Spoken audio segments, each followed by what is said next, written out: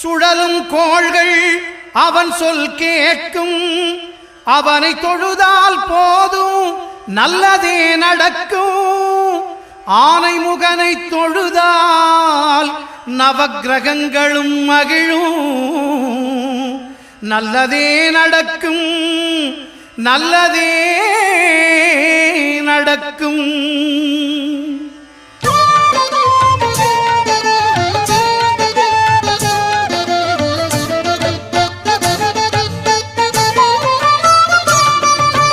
ஒன்பது கோளும் ஒன்றாய் காண அங்கு கற்பகம் என்னும் கடவுளின் மெய்யில். ஒன்பது கோளும் ஒன்றாய் காண அங்கு கற்பகம் என்னும் கடவுளின் மெய்யில். சூரியன்